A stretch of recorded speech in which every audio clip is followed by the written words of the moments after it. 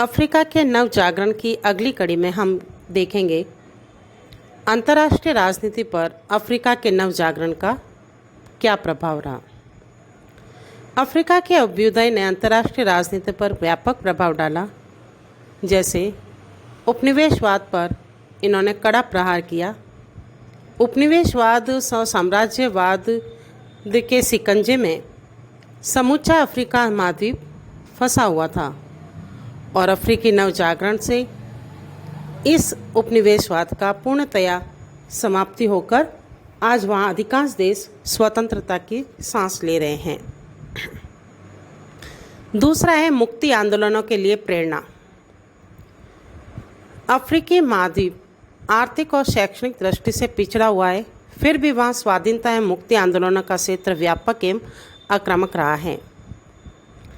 Africa में प्रत्येक स्वाधीन राज्यों का उदय दुनिया के अन्य भागों के मुक्ति आंदोलनों के लिए एक प्रेरणा और एक उत्साह का भाव भी पैदा करता है। तीसरी बात है इसमें जातिवाद और रंगभेद जैसे मसले अंतर्राष्ट्रीय मुद्दे बनना।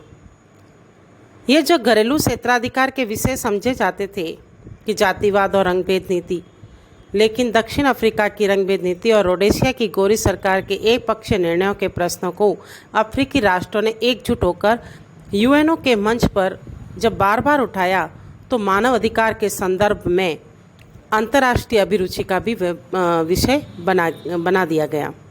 और यही कारण है कि यूएनओ की महासभा ने रंगभेद नीति को मानवता के प्रति अपराध घोषित कर इसे रंगभेद विरुद्ध संघर्ष के रूप में माना गया। फिर है संयुक्त राष्ट्र संघ में बढ़ता संख्या बल। जब अफ्रीकी नव जागरण से अंतर्राष्ट्रीय राजनीति में प्रभुसत्ताधारी राज्यों की संख्या में तेजी से वृद्धि हुई तो यूएनओ के सदस्य राष्ट्रों में भी वृद्धि होने लगी। तो कुल सदस्य राष्ट्रों के लगभग 1/3 अफ्रीकी राज्य हैं और आज स्वतंत्र अफ्रीकी राज्य संयुक्त राष्ट्र संघ में संगठित लॉबी के रूप में कार्य करते हैं और एशियाई राष्ट्रों के साथ मिलकर प्रभावकारी शक्ति बन गए हैं। फिर है गुट निरपेक्ष आंदोलनों को बल मिलना।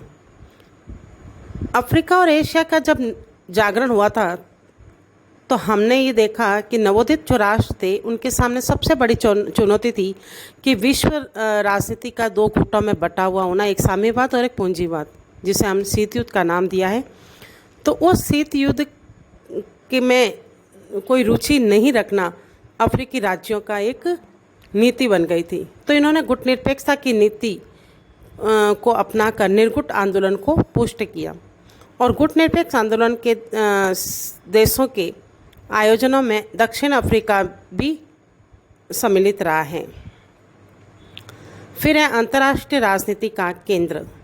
आज अफ्रीका अंतर्राष्ट्रीय राजनीति का केंद्र बनता जा रहा है। महाशक्तियों की अभिरुचि अफ्रीका में बढ़ती जा रही है। अफ्रीकी राज्यों की संख्या इतनी अधिक है कि उनके आपसी विवाद अंतर्राष्ट्रीय समस्या बन जाते हैं और महाशक्तियों का हस्तक्षेप का अवसर प्रदान करते हैं। फिर है राष्ट्रमंडल के स्वरूप को प्रभावित करना। स्वतंत्रता के बाद अफ्रीका के ब्रिटिश उपनिवेश राष्ट्रमंडल के सदस्य बने। अब राष्ट्रमंडल एक ऐसा क्लब बन गया जहां अश्वेत राष्ट्र बहुसंख्या में हैं। अफ्रीकी राज्य राष्ट्रमंडल के मंच से रंगभेद नीति की वर्तना करते हैं और उनकी निर्णय प्रक्रिया को प्रभावित करने की क्षमता रखते हैं। तो इस प्रकार अफ्रीकी राष्ट्रवाद का मुख्य उद्देश्य विश्व के मामलों में अपने लिए एक प्रभावशाली भूमिका प्राप्त करना है। यद्यपि अफ्रीकी देशों की आंतरिक अस्थिरता, पिछड़ापन, इनके कारण अंतर्राष्ट्रीय राजनीति में इनका इतना प्रभाव नहीं हो पाया है, फिर भी आज अंतर्राष्ट्रीय राजनीति को अपने इतिहास के किसी भी पूर्ववर्ती काल की अपेक्षा अधिक प्रभावित कर रहा है। फिर है अपना जो ये स्वतंत्र अफ्रीकी राज्य हैं उनकी समस्याएं क्या रही है। नवोदित अफ्रीका को अनेक प्रकार की समस्याओं का सामना करना पड़ा। अधिकांश समस्याएं यहाँ पिछड़ी हुई आर्थिक, सामाजिक, राजनीतिक, भौगोलिक और अन्य परिस्थितियां भी रही है, जैसे गृह युद्ध है, जातीय भेदभाव है आदि। अब इनके सामने जब ये स्वतंत्र हो गए अफ्रीकी राज्य, उनके सामने जो समस्या आई वो सबसे प्रमुख थी एक राजनीतिक स्थायित्व की समस्या। दूसरा, जातिवाद अथवा गोरे काले की समस्या। तीसरा, आर्थिक विकास की समस्या। चौथा, विदेशियों की उपस्थिति। पांचवा, विदेशी प्रभावों से संरक्षण की समस्या। और नेक्स्ट, अफ्रीकी एकता की समस्या। फिर है साम्यवाद के प्रसार की समस्या और अकाल एवं भूखमरी की समस्या। इस प्रकार हमने देखा कि अफ्रीकी एकता की भावना समूचे अफ्रीका की राजनीति में एक सक्रिय तत्व है। अफ्रीकी एकता की यह भावना यूरोप के साथ संपर्क का फल नहीं है, बल्कि राजनीतिक स्वतंत्रता के आंदोलनों से भी इसका कोई सीधा संपर्क नहीं है, बल्कि अफ्रीका में एकता की भावना पहले से ही विद्यमान रही है। विभिन्न प्रकार के राजनीतिक आंदोलनों और उनके नेताओं द्वारा केवल उसके उपयोग की चेष्टा होती रही है।